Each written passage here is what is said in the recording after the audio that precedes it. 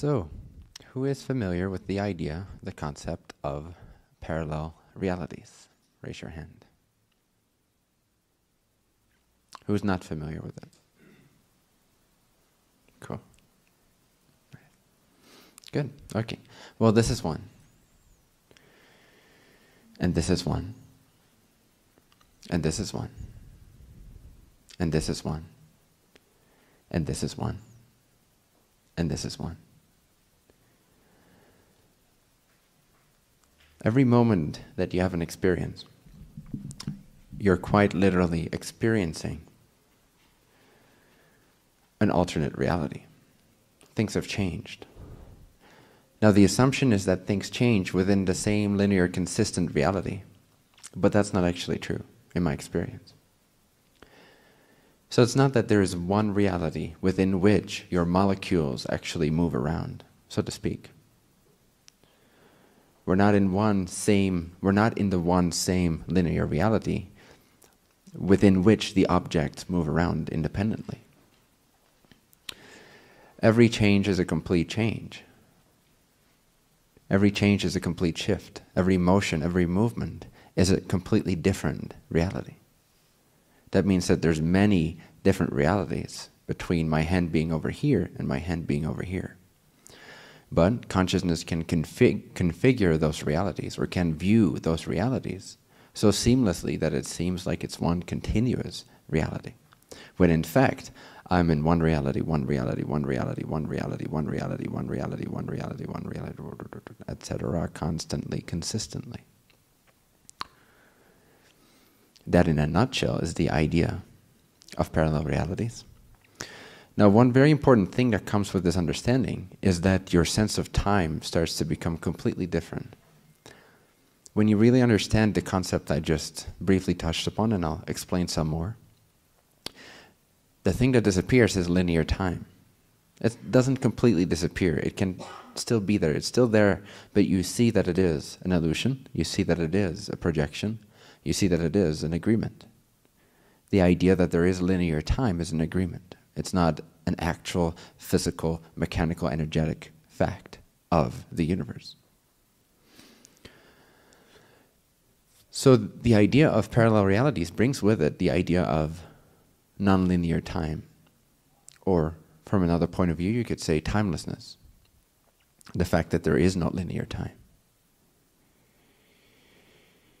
So take consciousness, just to start with. You are conscious of my voice, are you not? Are you not? Yes. Thank you. So you are conscious of my voice. You're conscious of your body sitting in the chair that you're sitting in. Has there ever been an experience where you were not conscious of that experience? Have you ever experienced the reality without consciousness? No. Good. All right. So everything that ever existed has only appeared to or inside of your consciousness. Just like the entirety of your dream at night, even though it may seem out there, even though it may seem like you're visiting actual places, it's all happening inside of your consciousness. Reality is exactly like this. So you've never experienced, no one has ever experienced, no consciousness has ever experienced a reality outside of its own consciousness. That's because there is none. There is no reality outside of consciousness. There is no projection, there is no experience outside of consciousness. Or another way of saying that is, nothing exists independent from consciousness. Objects do not have beingness. Appearances do not have existence on their own. They depend on consciousness. Just like the experiences, again, in your dream at night, they don't have beingness of their own. They don't have existence of their own. It's not that they exist and you go visit them, and then you leave and then they still exist. You project that you're going somewhere, but that's all happening inside of absolutely still, motionless consciousness. So you are the center of the universe. That's the basic idea. That's the basic realization that you can have. I won't go too deeply into that now because that is a whole different topic in and of itself. And I'm kind of assuming you have some kind of familiarity with that if you've come to my meetings before. But basically just assume, even if you don't believe it's true for now, just assume that consciousness, which is what you are, which is what is listening to my voice, which is what you cannot escape, no matter how hard you try. You can run away from this meeting, you'll still be conscious. You can be hit by a car, you'll still be conscious. You can go talk to your mother, you'll still be conscious. Maybe a little less conscious, but you'll still be conscious. So consciousness is always there. Every experience you have meets inside of consciousness, inside of you. You can never change you. You can never leave you. You are inescapable. You as consciousness, you as awareness, you as the witness are inescapable. You as sentience, as beingness, are inescapable. You can feel into that for a moment if you stop thinking for 2 to 5 seconds. Just stop thinking. Give away all your thoughts. And notice the space that remains, the clarity, the consciousness that is still here, the I am that still exists. The very obvious, overwhelming sense, I exist. Exists whether you're thinking or not thinking. But when you're not thinking, it becomes very clear that I exist, exists independent from everything that appears. Regardless of what appears, you exist. Right? Okay. So consciousness can never be escaped. And it's the ground of all experiences. It's the meeting point of all experiences. So now that you know that consciousness is the meeting point of all experiences, in fact, it's the center of the universe. You can start to imagine that within this consciousness, there is the availability of infinite possibilities. Infinite possible configurations of energy, as I call it. Energy, which is one of the aspects of consciousness energy, can shape itself into whatever is possible. So on a universal, cosmic, infinite scale, everything that can ever exist already does exist. Any possible configuration of energy that can ever be made or created already exists. Where you shift your consciousness into determines your experience. And so consciousness sets itself up in such a way in this life, in this experience that you're having right now, that it creates or that it shifts into a reality, a view of reality that then looks very similar to the previous one, and then very similar to the previous one, and then very similar to the previous one. It does this so that it can have the illusion, it can generate the illusion of a linear timeline. But in fact, every single nanosecond is a completely 100% different new reality. Not new because it already existed, but new to you from your point of view, from your I am consciousness. So you don't move around inside of an actual world. You change worlds every nanosecond inside of you. Does that make sense? Okay. So one way to imagine this is to take the example of a movie, when you go and watch a movie. Now you know that a movie consists of images, no? Each image is its own complete 100% reality. One picture has no relationship whatsoever to the next picture, even though it looks very much alike. But you can cut them in half. You can take one picture, bring it to China, put the other one in a space shuttle and send it all the way to the other side of our galaxy. They have no relationship whatsoever. Even though they look so similar, the only thing that changed is the motion of a finger, the movement of a finger. So one picture, the actor's hand is over here. In the next picture, his finger slightly moved. That is, from a visual point of view, the only difference between these two images. However, from the point of view of the image itself, it doesn't know what it looks like. And all it knows is that it's its own complete reality, and that its molecules have no relationship to the molecules of the previous image, what we call previous image.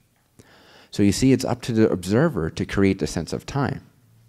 Based on this image, and then this image, and then this image, we as the observer of one image to the next image to the next image can say that there is a previous and a next image. We can say that this came first and then that appeared. First my hand was over here and then it moved over there. From the perspective of the hand, nothing ever changed.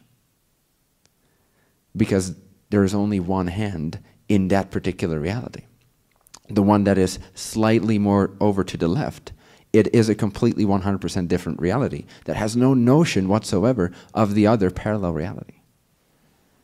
Does that make sense? So you can see that if you were to slow down a movie, a motion picture, which is what it is, a motion picture, picture in motion, and that is what life is too, you would see that you could freeze a segment. And what would that look like? What does one complete reality look like? If you would not shift automatically into the next reality, it would look like everything was absolutely frozen. Hypothetically, you can keep your consciousness in one such picture. It's not really relevant for most people to experience that. But it is hypothetically possible that you could slow down that process to the extent where all you're aware of is one timeless, total configuration of universal energy. So, every time you change, which is all the time, your reality changes. It's a constant reflection of who you are. It's a constant reflection of the frequency of your consciousness, the state of your consciousness, the point of view of your consciousness.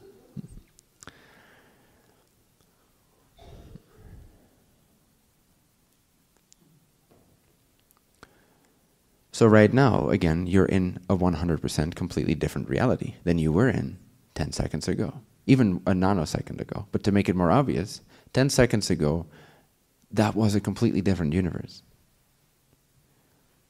This is a completely new reality. This is a completely new reality. This is a completely new reality. And so what does that do to the idea of time? It actually makes it malleable, it makes it yours. It makes it influenceable, instead of this static, projected, externalized idea that you are somehow a victim of. Suddenly time as an actual linear idea starts to seize in your mind, in your consciousness. And when a certain belief system starts to seize in your mind, then all the limitations that came with that belief system start to seize for your experience. So the more fully you understand this, the more fully you will be able to influence time, because the more fully you'll be able to totally experience and know and see how reality is actually structured, how it actually works. And when you see very clearly how it works, you can start to actually using the consciousness that is already master of your universe anyway. You can start utilizing that more consciously to generate certain results or effects, if you so desire, if that is relevant for you. So time literally does not exist, because every reality is completely timeless. It exists with no time. Every potential one-moment experience, one complete snapshot of the universe, exists eternally, has always already been there, will always be there. So your reality does not change. You shift into different realities. Therefore, you generate the experience of change, the experience of time. But time is only an experience. It's not a mechanical, structural fact. Does this difference make sense? Can you see how time is subjective? It's not actually objective. And when you realize time is subjective, interesting things start to happen. We could just generally call that acceleration. It's the acceleration of your understanding of who you are, of the power that you are, the consciousness that you are. And you start to embody these ideas much more. You start to embody the power of consciousness much more, and you'll be able to actually influence, in that sense, the time frame, or the, not so much the time frame, but the reality that you choose to experience next for yourself. So if you understand, reality consists of individual times. And one way to visualize this is to imagine a floor. Just imagine this floor being absolutely blank, absolutely empty, except for pictures. So there's endless rows of pictures filling up this room. So everywhere you look, there's a picture. Now, if you start at the top left corner of the room, of the floor, you see the picture of your birth. And if you go all the way back to the picture in the down right corner of the room, you see the picture illustrating your death and everything in between there. if you realize that this is the way reality operates, you can start to make changes. You can start to make changes to your past. You can start to make changes to your future. You can start to therefore experience a different present. Why? Because you realize that the present is the key to experiencing time in the way you wish to experience it. Because what is the present? If all pictures already exist, if all potential possible configurations of energy already exist, then there's no time in that. There's no choice in that. There's no freedom in that. The freedom lies in the present. Which is the present? What is the present moment? If everything already exists, future already exists, past already exists, then what is the present? The present is you. You are the present. You are the now. Your consciousness is now, is it not? That is all that's ever going to be now. The reality you experience right now already existed 100 trillion billion years ago. That's right, this conversation already took place. In fact, it's happening still, and tomorrow it will still be happening. That is because consciousness essentially, on its most fundamental level, which again is not relevant for most people to experience, nevertheless it's the truth, there is no time whatsoever. So in a sense, the Big Bang, what the Big Bang is the explosion that caused all possible realities that could ever potentially be created to be created at an instant, at once. Everything was created at once. You're not actually creating anything new in terms of a new configuration of energy. If you build a sandcastle in a particular way, it may be beautiful, we could call it art, and it is, but you're not creating something that did not exist before. What you're doing, though, is you're generating a new relationship with the structure that already existed in your future, and you have now made that manifest in your now. Again, what is the now? The now is your consciousness. So what does it mean to manifest your reality from this point of view? To manifest your reality simply means to shift your consciousness to a vibration where it will let the picture fall into the projector screen. You know these old picture slides? You know those diagram, how do you call those things? You know those tiny little things and you go like, just slides? Okay, cool. So, and you allow a different slide to fall into your projector beam. So every time you change your state of being, you will start to see significant changes in the slides that fall into the slot of your projector, of your consciousness. The slides already existed. Just because you made one manifest now and you removed the other one does not mean the other one does not exist. Because you see, you cannot take anything away from existence. You can't take something out of existence. And you can't similarly place something into existence, because where would it come from? So everything that can ever exist already exists, cannot be removed, and cannot be added to. Everything you can come up with that you think you could add to existence has already been thought of at the moment of the Big Bang and has already been created. Now this Big Bang thing is just a symbol. So you can't remove anything from existence. That includes your past experiences. That includes all other possible past experiences that you chose not to have, which is infinite. There's endless different pasts that belong to you in a sense, or could have belonged to you.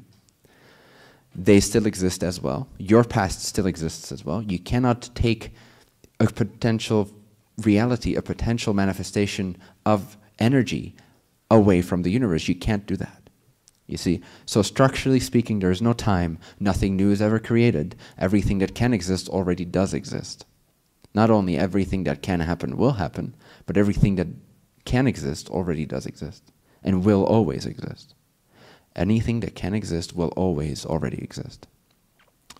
So knowing this, your sense of time starts to become a little warpy, a little weird, because it takes all human perspective away, everything you're used to in that sense. But it opens you up to a way more empowered way of actually living your life, a more divine way of living your life, a more empowered, conscious way to live your life and influence what we call the experience of time. So when you change the frequency of your light, of your consciousness, of your now, of the present moment, and for lack of a better word, we could call that your vibrational attitude. So just very briefly, your vibrational attitude is simply how you view yourself in any given moment, how you experience life in any given moment, how you experience yourself, what your state of being is like, what you are in a sense emitting, the energy, the frequency of your being, the state of your consciousness. That is your vibrational attitude. We all notice, we all constantly have a vibrational attitude. That's why we constantly generate a particular slide out of the field of all that is to fall into our particular slot of I am consciousness. Our particular view of reality is now filled with a particular slide because we were vibrating at a certain speed of consciousness, at a certain rate of energy. And everything that we perceive always matches our frequency. Because in that sense, physical reality is just like a mirror. It doesn't actually do anything to you. It's not actually set in stone for you. All it ever does is reflect you all the time, all the time, all the time. It's reflecting you. It's mirroring your state of being, your vibrational attitude, your consciousness.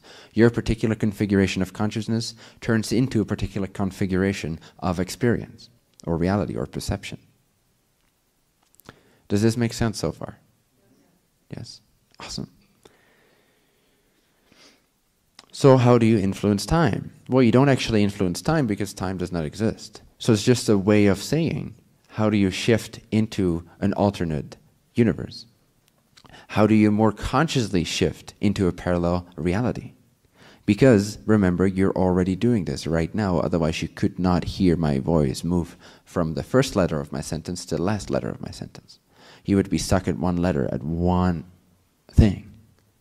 So all the time you are creating your reality, you are shifting from one reality to one reality, to one configuration of energy, to one configuration of the universe, to one potential creation. You're constantly doing this on automatic pilot.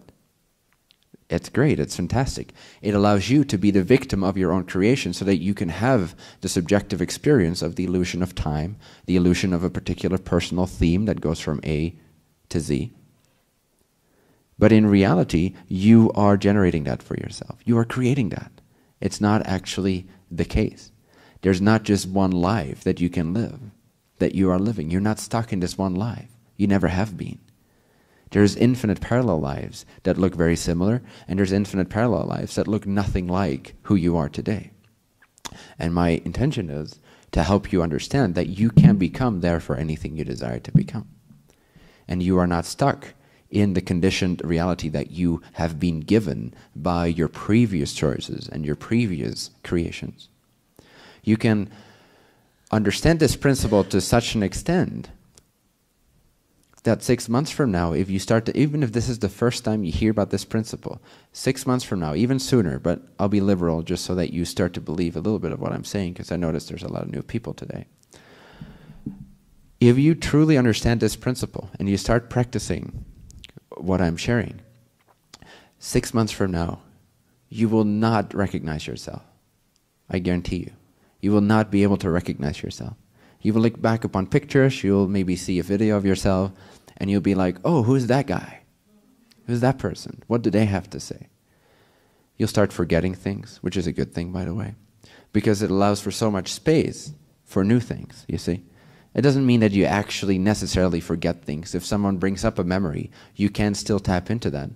Perhaps sometimes not, depending on how distant that reality is to your present frequency of being. But in general, you start to simply become more slippery. You start to become more empty, more free, more available for your present now to become whatever you desire it to become. You stop living in the illusion of a linear reality that has a given past and a given future, and you start waking up to the fact that there is no time, there only is now, and that you can insert into the field of now whatever vibratory pattern you wish to insert, whatever vibrational attitude you wish to carry yourself with. And then, as you start doing that, you start to see that reality warps around you, not the other way around. You are, in that sense, a God. You are, in that sense, a creator. You are not a victim. You are not a slave. You are not a beggar. You have created this reality already. I'm not teaching you anything new. Again, if you did not already perfectly know how to do this, you would not be able to follow this conversation. You'd be stuck in time, in one moment in time.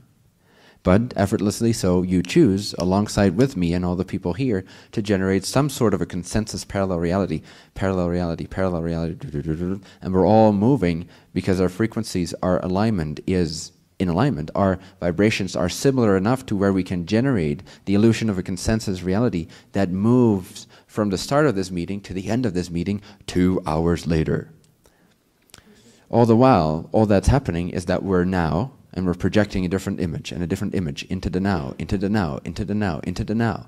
And we're picking our images out of a field of infinite parallel probable realities. This is the one you chose. In another one, I'm saying something else to you right now. But you chose this particular one because it's relevant for you. Now, I'm not saying that you're doing this with your conscious brain self. You can more and more participate, co-create with your brain self, with your, in a sense, lower consciousness, shall we say, or person consciousness, or I am here now consciousness. But for most people, this has been given away completely to, quote-unquote, their higher self, their higher consciousness. Consciousness has infinite levels as well. So you're experiencing yourself at the level that you assume yourself to be at. If you start assuming yourself to be at a very, very high level of consciousness, you will start to actually become that level of consciousness. And you will start to be able to influence your particular timeline, not your time, but your timeline, the illusion of a timeline that you generate by going from this picture to that picture, back to this picture, to that picture, to that picture, that. You see, that one particular line literally is your timeline, based on every slide that you chose. If you chose one image next to it, and then 2 images next to the next one, and then 3 images next to the one that you otherwise would have chosen, then your timeline would have looked different. Maybe slightly so, but still. 100% so from the reality of the picture itself. You had chosen a 100% different reality. If you choose picture B, which is right next to picture A, and all that's different is the placement of one single atom. From the position, from the place, from the vantage point of that reality itself, that is still 100% completely independent reality from the other reality that has all the similar frequencies except for that one atom. It's still a 100% different reality. You could take one over to China and one to the other end of the galaxy. They would still exist as their own selves. They have no structural relationship whatsoever. Your past has no structural relationship to your present whatsoever. 5 seconds ago has no relationship to this second whatsoever. My hand is not over here because it came from here. My hand is always going to be over here. And here it's always going to be over here. And here it's always going to be over here. And it was never moving. It was never on its way from here to here. I shifted my consciousness to this reality, and then the one where it's timelessly here, then timelessly here, then timelessly here, then timelessly here, then timelessly here. So you could call these the flickers of reality, the flickering on and off of reality. And there's even sciences or scientists and ancient yogis and rishis that have said the same thing. They say that basically the universe turns on and off in terms of consciousness. It turns on and off all the time, but so fast, it's like a flickering light switch. But it happens so fast that we do not perceive it. So in one moment, one potential configuration of energy becomes active. And then the very next nanosecond, another potential reality becomes active. Just imagine literally taking the light switch of this room and going so fast to the point where all you see is continuous light. But really that's not what's happening. And you can see that with certain types of light, where the frequency of it going on and off is so low that you have a sense, you even get a headache sometimes, you have a sense of it flickering in and out.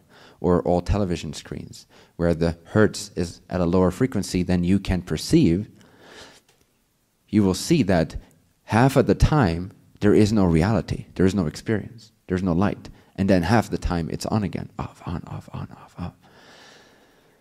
Similarly, if you increase your frequency, your perceptual frequency, you will start to discover more of the illusion of the flickering in and out of existence of your higher self's creation. Does that make sense? Awesome. Okay. Can you repeat that? Yes, I can. Yes. Nice. Me too. What did I say? Oh yes, the flickers.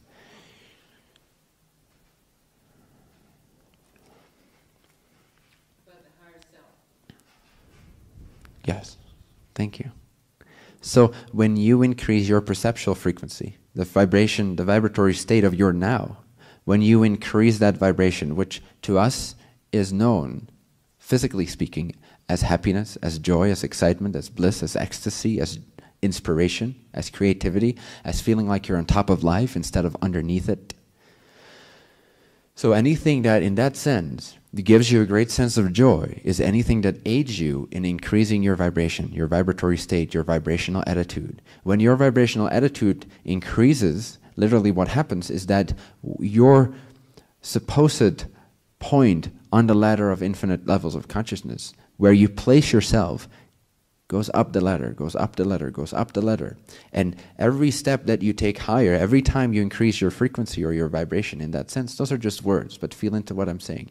Every time you expand yourself, every time you know yourself to be more God and less victim, more creator and less slave, more on top of life and less underneath some kind of heavy piano,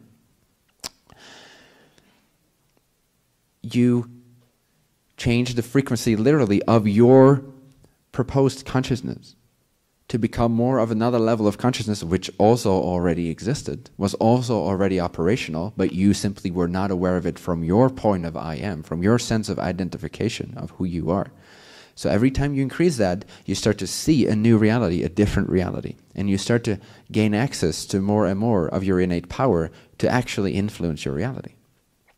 This, as long as you suppose yourself to be the victim, as long as you assume yourself to be the victim, you will only get victim power, which is very limited.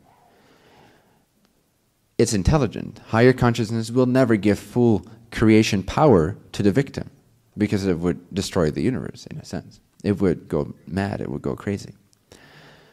But if you increase your frequency to the God level that you already are, then you can start to see some real changes in your life and in your ability to actually positively affect the course of your timeline, extract more benefit from the experiences that you've already generated for yourself, increase the speed at which you move through your theme, through your lifetime's theme of exploring a certain kind of idea, which is why you're here, to explore something, to become something, to express something, to share something, to learn something. Now, the more you assume yourself to be the victim of your own creation, the more static you'll be, like ice. The more you increase your frequency, as the molecules start heating up and they start dancing in the ice, it starts to melt. And the H2O becomes more malleable, becomes more empowered. Similarly, when you increase your frequency and your molecules start dancing up and down with joy, with excitement, with passion, with knowing that you're God, knowing that you are the creator of your reality, knowing that you are the chooser of your universe, knowing that you are the eternal now, which is in total control of its next picture, then you start to become more empowered to actually make changes until you turn into steam, in a sense, which represents non-physical consciousness, which represents much more full remembrance of who you actually are, what you're here to do, and you can then move faster, move faster. Ice cannot move fast. Have you ever seen a glacier move? Yeah? No? Oh, it's pretty, thank you, yeah. Oh yeah, it's pretty slow. So, have you ever seen steam move? It's pretty fast. It can go anywhere. Similarly, you can start to move really fast, meaning that you start to learn from your lessons because you gain access to higher intelligence, higher form of reasoning. Your mental body becomes the higher mental body, in a sense. You start to understand things. You can start to see things from a higher, grander perspective, and so things fall into place that much quicker for you. You can see a certain scenario with certain people in it, and certain emotions or thoughts arise in yourselves and in them, and in an instant you can know what's going on. You don't have to figure it out. You don't have to think it through. In an instant, you know what's happening, and so you can move on to the next thing. What is the solution? In an instant, you know what the solution is. Well, how should I behave right now to most positively accommodate this scenario of these 10 people's dynamics? And you got the answer. That's how you do it.